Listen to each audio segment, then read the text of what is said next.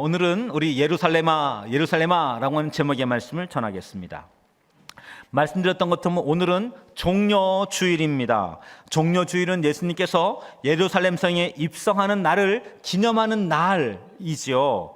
여기 예수님께서 예루살렘에 입성하였을 때 이 사람들 중에서 많은 사람들이 종려나무 가지를 꺾어서 그것을 흔들며 우리 예수님을 환영하고 환영했었지요. 바로 그것을 기뻐하고 또 그것을 기념하는 날이기도 했습니다. 예수님은 이와 같은 이 종려 나무가지를 꺾으며 사람들이 환호하게 될 그때에 여기 어린 나귀를 타고 예루살렘에 입성하셨지요. 그리고 사람들이 이와 같은 예수님 바라보면서 호산나 우리를 구원하소서라고 외쳤던 것이죠. 그런데 이와 같은 행차와 그리고 이와 같은 모습들은 마치 왕의 행차처럼 보여지기도 했었고, 사람들은 이와 같은 예수님에게 환호했었고, 이 모습을 바라보고 있는 제자들에게도 만면의 미소와 더불어서 한박 웃음이 터졌었지요. 그런데 이와 같은 일 이면에는 고난의 십자가가 아니라 쉬운 길, 가라고 하는 사단의 유혹이 담겨져 있던 것이죠. 사실 예수님께서는 예루살렘에 처음 입성한 것이 아닙니다. 물론 유년 시절에도 예수님께서 예루살렘에 그 부모와 함께 왔던 그 기록이 남겨져 있지요. 그 밖에도 예수님은 공생의 기간에 여러 번 이 예루살렘을 들어왔었습니다. 그런데 그때는 자신을 드러내지 않으셨을 뿐만 아니라 사람들 앞에 눈에 띄지 않게 하셨던 것이지요. 마치 눈을 피해 올라오는 것처럼 많은 군중들 중에 한 사람으로 예루살렘에 들어왔던 것이지요. 그런데 이번에 이 예루살렘에 들어와셨을 때 그때는 달랐습니다. 제자에게 저기 저 건너편 마을에 가면 나를 위하여 예비되어져 있는 나귀가 있을 것이다. 그 나귀 새끼를 데리고 와라 라고 말씀하셨고, 그 나귀 새끼를 타고 예루살렘에 들어가셨지요. 더군다나 전 같으면 예수님은 사람들의 환호를 피하셨었는데 이번에는 사람들의 환호를 받으셨던 것이지요. 마치 이와 같은 상황, 이 모습들이 개선 장군 혹은 왕들이 행차하는 것과 유사하게 느껴졌습니다. 이런 개선 장군이라든지 왕들이 예루살렘에 입성하게 되어졌을 때 보통은 아라비아산 흑마 혹은 또 백마를 타고 들어왔던 것이지요. 그리고 신하들은 그 앞에 빨간 주단을 깔았었습니다. 그리고 사람들은 거기에 위풍당당하게 등장을 했던 것이죠. 그런데 예수님은 무엇을 타셨다고요? 나귀를 탔습니다. 그런데 이 나귀가 어떤 나귀냐면 어린 나귀 새끼였던 것이죠. 그래서 이 모습은 조금 우스꽝스럽습니다. 예수님은 나귀를 타셨는데 이 예수님의 발이 땅에 끌락말락하는 그런 행차였던 것이죠. 그렇습니다. 전혀 왕과 같지 않은 왕의 행차, 이 모습이 오늘 그곳에 일어났던 것입니다. 이와 같은 시간에 수많은 사람들에게 삽시간에 소문이 퍼지기 시작합니다. 예수님이 예루살렘에 들어간다, 예루살렘으로 가고 있다라고 하는 소문이 퍼지기 시작했습니다. 사람들은 이 소식을 듣고 흥분하기 시작했습니다. 무언가를 기대하기 시작했습니다. 그래서 이와 같은 행차에 수많은 사람들의 관심과 이목이 쏠리기 시작한 것이죠. 그렇다면 우리는 질문할 수 있습니다. 왜 사람들은 예수님이 예루살렘에 들어가는 것에 대하여 이렇게 환호했을까? 이렇게 관심을 가졌을까? 무엇 때문에 그랬을까? 바로 그 이야기인 것이죠. 당시의 예루살렘은 로마의 수많은 식민지 중에 하나였습니다. 그런데 식민지인들의 삶은 그렇게 부유하지 않습니다. 늘 가난했었습니다. 늘 먹을 것이 부족했었던 것입니다. 병이라도 생기면 자연적인 치유가 아니고는 고칠 수가 없었던 것이지요. 이 병 하나 가지고 약을 살 수도 없었고 병 때문에 의원을 찾아갈 수도 없었던 것이지요. 그리고 어떻게 해서 조금이라도 돈을 모았다면 이 로마의 세금이 얼마나 가혹한지 모든 세금을 다 빼앗기게 되어지는 것이지요. 맞습니다. 여기 사람들은 배고팠고 가난했으며 돈이 없었고 병에 시달렸으며 억울한 일을 당하면 그 억울한 일에 대해서 공정한 재판을 받지 못했습니다. 늘 눈물로, 늘 가슴을 치는 일들로 그 인생이 마무리 져졌던 것이죠. 이 일들이 자기의 아버지도 그랬고 자기 자신도 그런 삶을 살아가고 있습니다. 끔찍한 건 자기뿐 아니라 자기의 자녀들도 이런 인생을 살아가야 된다라고 하는 낙심, 절망, 두려움이었던 것이죠. 그래서 사람들은 희망이라고 하는 것이 마치 깨진 바가지와 같습니다. 아무리 한 움큼 집어서 이 손에 담으려 해도 도저히 담기지 않는 것이 희망이라는 것이었죠. 그런데 그때 한 젊은이가 나타났습니다. 이 젊은이는 어느 한 날 등장해서 사람들에게 새로운 나라, 하나님 나라를 가르치며 선포하기 시작합니다. 또 사람들이 모인 그곳에 각색 병자들이 있었습니다. 이 병자들이 그 의원에게 단 한 번 가지 못했던 사람들이, 때때로 약을 먹지 못했던 사람들이 예수 만나면 낫게 되어지는 것이지요. 눈먼 자가 눈을 뜨고 귀 다친 자가 귀가 열려지게 되어지고, 심지어 태어날 때부터 안진뱅이였던 이런 사람들이 일어나게 되어지는 것이지요. 어느 한 날 이 사람들은 보게 되어졌습니다. 저기 저 문둥병자, 하늘이 준 형벌이라고 하는 그 질병을 이 예수께서 예수의 이름으로 하늘 향하여 축사하여 그를 깨끗하게 하는 것을 보았습니다. 심지어 들리는 소문으로는 죽은 자도 살렸다라고 이 이야기를 듣게 된 것이지요. 그리고 종국에 어느 한날은 이 예수가 보리떡 5개와 물고기 2마리로 5,000명을 먹였다는 것입니다. 이런 이야기를 들으면 사람들은 흥분하기 시작했습니다. 가슴이 뛰기 시작했던 것이죠. 이 사람이 우리와 함께 한다면, 이 사람이 우리의 편이라면, 그리고 이 사람이 저기 저 예루살렘에 들어가게 되어진다면 새로운 일이 일어나지 않을까? 그 우리가 꿈꾸던 그 일이 일어나지 않을까? 그 어떤 나라도, 그 어떤 왕들도, 그 어떤 사람들도 배고픔을 단 한 번도 해결해 주지 않았었습니다. 그들의 질병을 치유해 주지 않았었습니다. 그들의 상황과 어려움을 공정하게 재판해 주지 않았습니다. 꿈을 주지 않았었습니다. 그런데 이 예수가 이 일을 행하고 있는 것이지요. 그래서 이와 같은 사람들의 생각이 모아져서 말들이 퍼지기 시작하는 것이지요. 이 젊은이가 저 예루살렘에 들어가면 무언가 일을 만들 것 같다라고 소문이 퍼지기 시작하는 것이죠. 이 사람이 마치 다윗 왕처럼 우리에게 새로운 나라를 만들어주지 않을까 꿈을 꾸는 사람들이 생기게 되는 것이죠. 로마의 통치에서 우리를 벗어나게 하지 않을까, 우리를 배고픔에서, 우리를 압제해서, 우리를 두려움에서 건져내지 않을까라고 하는 기대와 소망이 이 젊은이에게 쏟아지기 시작한 것이죠. 그것은 행동으로 옮겨졌습니다. 그래서 누가복음 19장 36절에 이렇게 기록하였습니다. 가실 때 그들이 자기의 겉옷을 길에 폈더라 라고 이처럼 기록되어져 있던 것입니다. 볼품없는 나귀 새끼를 탔지만, 우스꽝스러운 행색인 것 같지만, 이와 같은 이 사람 한 사람이 지금 예루살렘으로 들어간다는 것입니다. 그의 걸음을 초라하게 하지 않기 위하여 그와 마음을 나누고 싶고 응원하시고 함께 하고 싶어서 그들은 즉각적으로 자기들에게 있었던 이 겉옷을 벗어서 길에 폈습니다. 융장처럼 알록달록한 각양의 색깔들로 그의 길이 펼쳐지기 시작한 것이지요. 그리고 마치 전쟁에서 돌아온 개선 장군이나 왕을 향하여 환호했던 것처럼 종려나무 가지를 꺾었습니다. 그리고 이것을 흔들면서 외치기 시작했습니다. 아까 우리 찬양의 고백이었지요. 호산나를 외치기 시작했습니다. 우리를 구하소서를 외치기 시작한 것이지요.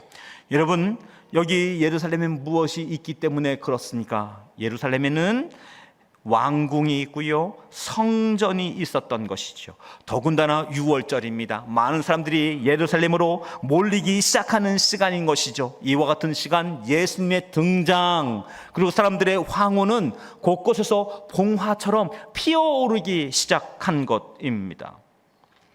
사실 이와 같은 이 시간에 어떤 사람들은 말하기 시작합니다. 자기가 하늘의 기적을 목격했다는 것입니다. 하늘의 기적을 먹었다는 것입니다. 어떤 이들은 말합니다. 내가 옛적에 어느 마을에 있을 때 그 예수께서 물고기와 그리고 보리떡으로 기적을 베풀었다. 하늘의 만나를 우리들에게 베풀어 주었다. 나 그것을 먹었다. 내 입이 그것을 기억한다라고 사람들이 이야기하고 있는 것이지요. 맞습니다. 이런 이야기들이 삽시간에 더욱더 퍼지기 시작하는 것이죠. 그래서 이와 같은 이 일들은 사람들에게 왕의 행차처럼, 그리고 이와 같은 일들은 왕을 맞이하는 사람들처럼 사람들은 예수 앞에 모이기 시작했던 것이죠. 우리가 잘 알고 있는 것처럼 말씀드렸던 이 오병이어의 기적이 펼쳐졌을 때, 그때 사람들은 그곳에서도 예수님을 왕으로 삼고자 했었습니다. 그때 예수님은 다급하게 피하셨습니다. 마치 그 자리를 빨리 떠나야 되는 사람인 것처럼 사람들 앞에서 조속히 제자들을 종용하여서 그 자리를 벗어나려고 했습니다. 그런데 이번 유월절은 다릅니다. 이번 예루살렘의 입성은 다릅니다. 사람들 앞에 자기를 나타내었고, 그리고 사람들의 환호를 거절하지 않았던 것이지요. 이런 상황은 곧바로 종교 지도자들에게 전달되어졌지요. 이제 이 사람들이 본격적으로 움직이기 시작합니다. 이제는 비밀 회의를 할 때가 아닙니다. 왜냐하면 예수님께서 공개적으로 등장을 했습니다. 더군다나 헤롯의 왕궁이 있는 곳에, 왕국에 이와 같은 우리 주둔 한 병사가 있는 그곳에 예수님께서 등장하신 것입니다. 사람들이 환호하기 시작했습니다. 공개적으로 입성을 했습니다. 때문에 이 사람들도 이제는 공개적으로 모이기 시작합니다. 비밀 회의를 할 때가 아니라 긴급하게 회의할 때, 무언가 분위기를 바꿔야 될 때가 왔다라고 생각한 것입니다. 그리고 거기에선 중요한 결정들이 일어나는 것이죠. 저기 저 환호받고 있는 예술에게 왕관을 씌워주든지 아니면 저 사람을 없애든지 이 결정을 하게 될 것입니다. 맞습니다. 사람들의 환호가 점점 커져 갈수록 대립각을 이루었던 종교 지도자들과 더불어서 이 일을 예의주시하고 있었던 로마의 사람들은 살얼음판을 걷는 것 같습니다. 바리새인들 그 10년 가운데, 로마 그 중심 가운데 위기감이 점점 심화되기 시작했던 것이지요. 그리고 종국의 어떤 순간에는 자신들의 권위가 어쩌면 여기 지금까지 겨우 유지해 왔던 예루살렘의 안정이라고 하는 것이 순간 깨질 수도 있다라는 생각을 하게 되는 것입니다. 그때 사람들은 예수님께서 저기 저 예루살렘을 향하여서 저 언덕 저 밑에서 위로 올라오는 것을 보았습니다. 그리고 누군가가 외칩니다. 저기 오신다! 라고 누군가가 외쳤습니다. 그때 사람들은 소나기처럼 합창하기 시작합니다. 찬송하리로다. 주의 이름으로 오시는 왕이여, 하늘에는 평화요, 가장 높은 곳에서는 영광이로다. 이 일을 곳곳에서 선포하고 곳곳에서 찬양하기 시작하는 것이죠. 이와 같은 이 자발적인, 누군가 선동하거나 누군가 이야기하지 않은 이 자발적인 환호 속에서 사람들은 기뻐하고 있지만, 한쪽에서는 로마의 관료들은, 그리고 이 종교 지도자들은 굉장히 불안함으로 그리고 불편함으로 위기 속에서 이 상황을 바라보고 있는 것이죠. 맞습니다. 바리새인들, 종교 지도자들의 정치적인 감각에 의하면 이와 같은 종류의 이런 분위기들은 때때로 불미스러운 사태를 만들기도 했었지요. 분명히 이와 같은 예수에게 쏟아지고 있는 사람들의 환호와 사람들의 마음은 이 유월절을 그저 평온한 유월절로 끝내지 않을 것 같습니다. 뭔가 모르게 불편하고 어려운 마음이 싹 트기 시작하는 것이죠. 이 유월절에 가장 집중해야 될 것은 종교 지도자들인데, 이 종교 지도자들이 아니라 누구에게로? 예수에게로 관심이 가고 있는 것이지요. 그리고 이 이스라엘의 종교 자체가 저 한 사람 때문에 뒤흔들릴 것 같다는 두려운 마음이 생기는 것이죠. 그리고 이 일을 예의주시하고 있는 로마 사람들의 예리한 눈빛 앞에서 각양의 어려운 마음을 사람들이 갖게 되어진 것입니다. 종교 지도자들은 즉각적으로 결단합니다. 이 분위기를 빨리 진정시켜야 되겠다. 그리고 분위기를 반전시켜야 되겠다.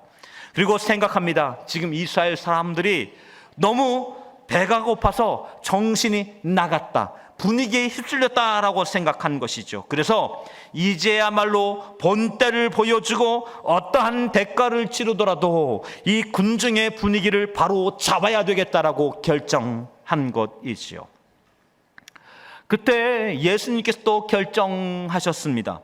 예수님이 바로 잡고자 했던 것은 군중이 아닙니다. 바로 이 머리를 쓰는 종교 지도자들과 로마였던 것이죠. 바리새인들은 누구보다도 성경에 대해서 잘 아는 사람들입니다. 제사장들 누구보다도 구약에 대해서 빠삭하게 알고 있는 사람입니다. 하지만 그들의 지식이, 그들의 성경에 대한 이해가 그들의 마음을 강팍하게 만들었습니다. 비극적인 일입니다. 성경을 알고 성경을 이해하였다 했는데 그 이해가 그들로 하여 예수를 심판하게 하고 예수에게 등을 돌리게 하고 예수를 향하여서 손가락질하게 되어지니까 말입니다. 그들은 생각합니다. 이런 식은 아니지, 이 사람은 아니지, 우리의 허락도 받지 않고 누가 이렇게 사람들의 관심과 마음을 모아, 누가 감히 신성모독을 행할 수 있어, 이건 아니지라고 그들은 결정했던 것이죠. 사랑하는 성도 여러분, 여러분과 저희의 신앙의 지식이 때로 성경을 왜곡시킬 수 있습니다. 여러분의 신앙에 대한 이해가 때로는 예수님에 대해서 굉장히 협소하게 이해하거나 예수님을 잘 모르게 되어질 수도 있습니다.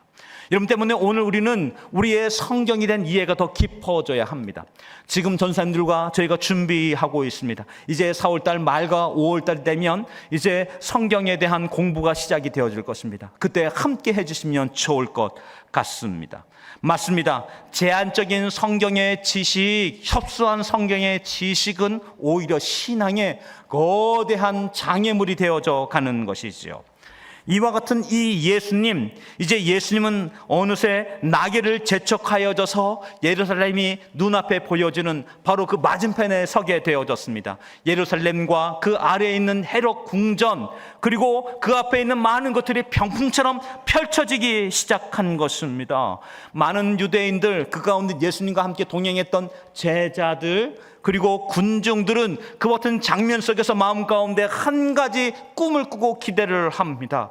저기 저 앞에 있는 헤롯 궁전, 저 헤롯 궁전이 다윗의 궁전이 되어져야 하는데, 빼앗긴 궁전, 잃어버린 궁전을 되찾을 때가 온 것 아닌가, 예루살렘을 다시금 회복할 때가 온 것 아닌가라고 하는 상상과 기대 속에 그 장면을 바라보고 있는 것이죠. 그런데 예수님은 그 마주보고 있는 예루살렘을 바라보면서 예수님은 어떻게 하셨을까요?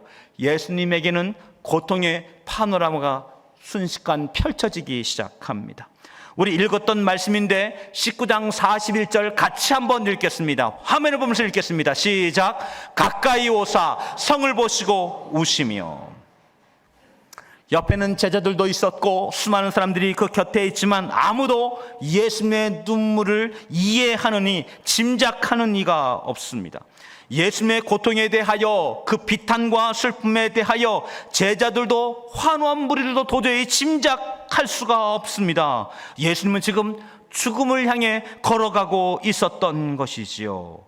예수님에겐 들려지기 시작합니다. 살을 파고드는 채찍에 윙윙거리는 소리, 누군가가 옷을 강제로 벗기며 찢는 소리, 그리고 어떤 이는 주먹으로 얼굴을 칠 것입니다. 어떤 사람은 침을 뱉을 것입니다. 연이어서 두피를 찢으면서 이 가시가 쐐기처럼 머리에 박히게 되어질 때 이 머리뼈를 찌르는 고통을 느끼게 될 것입니다. 두껍고 육중한 나무가 가로 세로로 포개져서 그것을 어깨에 짊어지게 될 것입니다. 그 무게 때문에 살이 짓이겨지게 될 것입니다. 채찍질 당한 곳곳에서 피가 솟구치기 시작할 것입니다. 허물이 벗겨지기 시작하는 것이죠. 이와 같은 견딜 수 없는 고통이 육체에만 있었던 것은 아니지요. 연이어서 제자들이 배신하게 될 것입니다. 군중들이 실망 어린 표정과 야유 속에서 쓰나미와 같은 눈물을 쏟게 될 것입니다. 사람들은 지금 이 앞에서 옷을 깔면서 환호하고 있지만 머지않아서 욕설을 내뱉게 될 것입니다. 정려나무가지를 흔들고 있지만 후려치는 주먹이 될 것입니다. 침을 뱉으며 야유하게 될 것입니다. 여러분들은 여러분의 삶 가운데 나쁜 일들이 예상되어질 때가 있나요? 불편한 일들이 예상되어질 때가 있나요? 가령 내일 회사를 출근해야 하면 즉시 상사를 찾아가야 될 것입니다. 왜냐하면 지난번 처리했던 일들이 잘못되었기 때문입니다. 책임져야 될 일이 생겼기 때문인 것이지요. 그런가 하면 요사이 우리 자녀들이 불안해하는 것 같습니다. 그래서 아이들을 다독였습니다. 그런데 학교 선생님으로부터 급한 연락이 온 것이지요. 며칠 전 아내 혹은 또 남편이 가슴이 답답하다고 했는데 병원에서 의사가 빨리 오라는 이런 연락을 받게 되어졌습니다. 그때 어떤 마음이실까요? 알고 있습니다. 짐작합니다.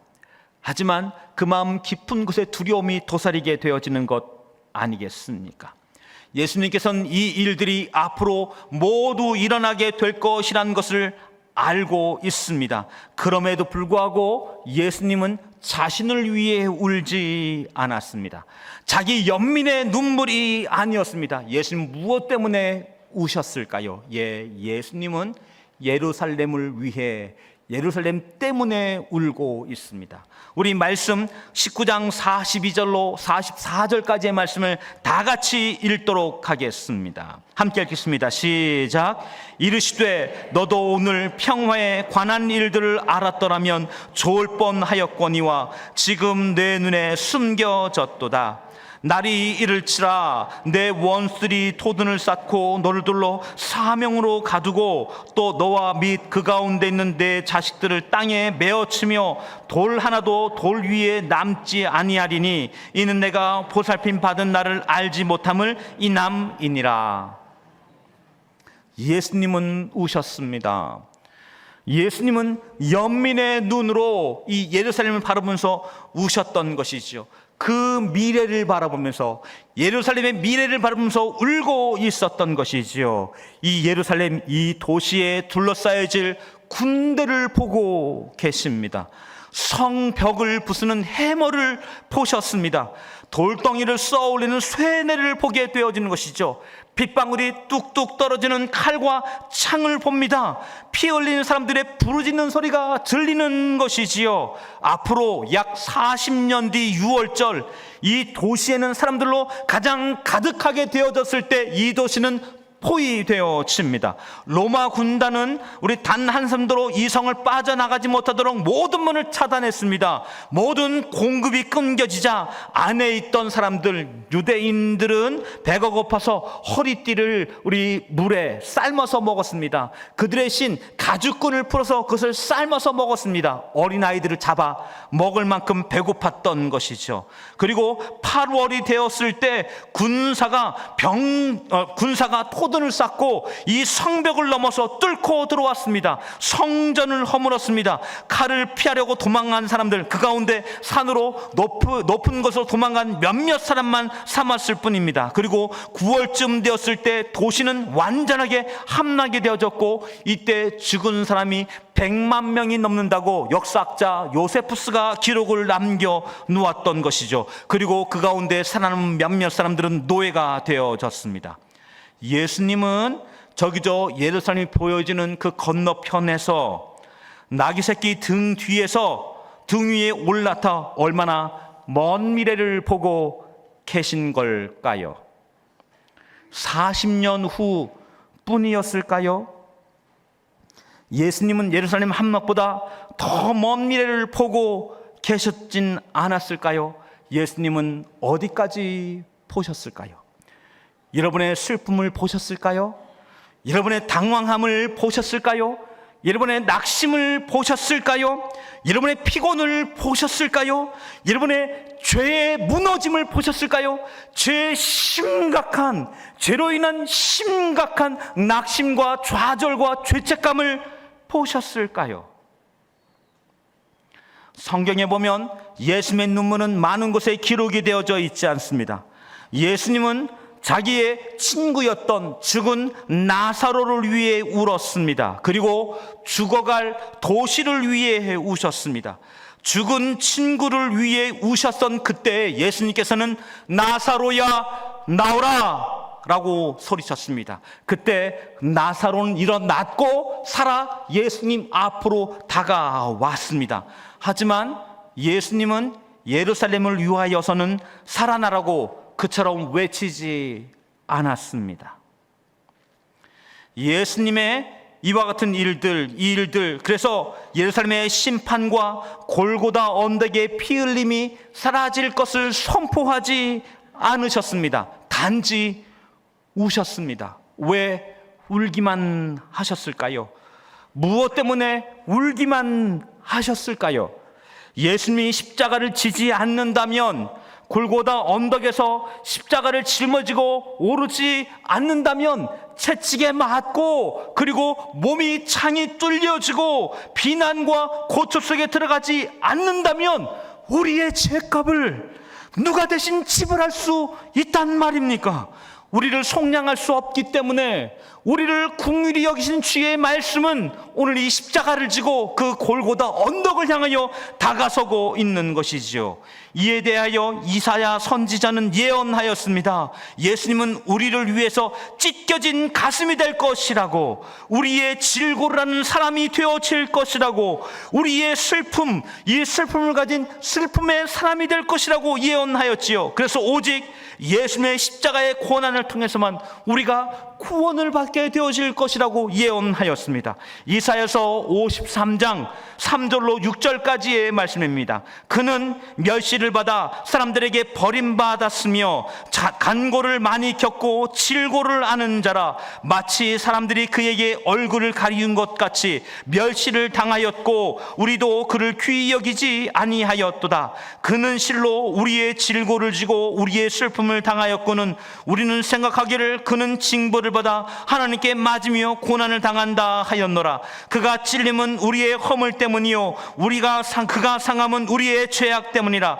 그가 징계를 받음으로 우리가 평안을 누리고 그가 채찍에 맞음으로 우리가 나음을 받았다. 우리는 다 양 같아서 그릇 행하여 각기 제 길로 갔거늘 여호와께서는 우리 모두의 죄악을 그에게 담당시키셨도다. 예수님은 우리의 죄와 우리의 상함에 대하여 우셨습니다. 그리고 그것에 대하여, 죄와 우리의 상함에 대하여 생명의 대가를 지불하셨던 것이지요.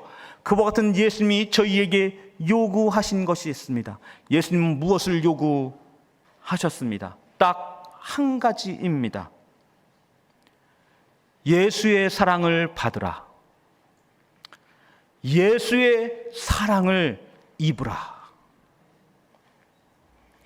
예수님의 예루살렘의 종착지는 십자가였지요.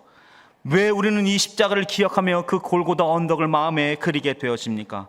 골고다 십자가의 언덕은 우리를 위하여 오늘 십자가의 사랑, 하나님의 사랑을 남김없이 그곳에 우리 쏟아 부은 곳이기 때문에 그런 것이죠. 예수님은 겟세마네 동산에서 잡히기 전에 그곳을 피할 수 있었습니다. 대제사장의 뜰에서도 그 길을 멈출 수 있었습니다. 공회에서도 자신을 변론하면서 벗어날 수 있었습니다. 빌라도의 법정에서도 충분한 시간과 기회가 있었습니다. 하지만 예수님은 멈추지 않았습니다. 우리 주님이 이와 같은 십자가에 다다르는 이 골고다 언덕에 다다르는 그 여정을 멈추지 않은 그 이유가 무엇 때문입니까? 온갖 모욕의 말을 들어야 했습니다. 침 뱉는 이들도 있습니다. 따기 때리는 사람과 주먹을 치는 사람들도 있습니다. 온갖 조롱을 받아야 됐습니다. 제자들의 배신을 눈으로 그리고 그 마음으로 겪어야 했던 것이지요. 사람들의 환호가 저주와 욕설로 바뀌는 것을 보았습니다. 가시의 면류관과 채찍질이 얼마나 뜨겁고 얼마나 깊으며 얼마나 무엇까지 찢을 수 있는지 그것을 알고 계셨습니다. 몸과 영혼을 낱낱이 다 찢어낼 것입니다. 모두 다 쪼개게 될 것입니다. 예수님 이와 같은 이 길 포기하지 않은 이유, 그 이유가 무엇 때문입니까? 나 같은 죄인을 사랑하기 때문입니다. 나 같은 죄인을 긍휼히 여기기 때문입니다. 나 같은 죄인을 어여삐 여기기 때문입니다. 십자가가 아니면, 이 고난이 아니면 오늘 우리의 죄와 상함을 해결할 수 없기 때문인 것이지요. 맞습니다. 기독교에서 말하는 사랑은 이 예수의 사랑입니다. 세상 사람들은 이 예수의 사랑에 대하여 눈이 닫혀 잘 보지 못하고 귀가 닫혀 잘 듣지 못할 수 있을 것입니다. 하지만 믿는 자에게 이 십자가는 나를 향한 예수님의 갚을 수 없는 사랑으로 다가오는 것이지요. 저는 여러분과 저희가 이 고난 주간을 보내면서 예수님의 고난만을 묵상한다면 이것은 우리 이 반쪽짜리 고난 주간이라고 생각되어집니다. 고난 주간의 포커스는 예수님이 얼마나 아프셨느냐, 얼마나 처절했느냐가 아닙니다. 고난 주간에 포커스 되어야 될 것은 예수님께서 나를 얼마나 사랑하셨느냐입니다. 나를 얼마나 깊이 사랑하셨느냐, 나에게 그 사랑은 얼마나 깊은 곳까지 있느냐, 이것이 발견되는 고난주간 되어지기를 원합니다. 여러분, 이제 내일서부터 이제 우리 주일까지 새벽마다 고난주간 은혜의 여정을 시작할 것입니다. 이와 같은 이 시간이나에서 이 고난주간에 예수님을 담는 시간 되었으면 좋겠습니다. 예수님의 이 그 은혜를 묵상하면서 기도로 담는 것이지요. 손가락에 이 펜을 잡고 굵게 기록을 남기면서 말씀을 적어가면서 그 마음 가운데 담아보는 것이지요. 우리의 찬양을 들으면서 우리의 귀에 그 찬양 고백석에 함께 통양하는 믿음의 시간이 되어져 가는 것이지요. 미디어 금식으로 오늘 우리의 마음을 미디어 금식으로 우리의 마음에 예수의 은혜를 채워가는 은혜의 시간을 갖게 되어지는 것이지요. 이때 예수님이 발견되어지면, 이때 예수의 사랑이 깊이 있게 느껴지게 되어지면 그때 우리는 감탄하게 되어집니다. 예수님의 아름다움, 예수님의 아름다움이 발견되어지는 순간 이 고난주간은 신혼여행이 되어집니다. 저를 이렇게 사랑하시는군요, 우리를 이렇게 긍휼히 여기시는군요. 주의 사랑이 참 놀랍습니다. 이 감탄과 은혜 속에서 이 고난주간 가운데 예수님의 아름다움을 발견하는 여러분과 제가 되어지길 주의 이름으로 축원합니다. 축원합니다. 축원합니다.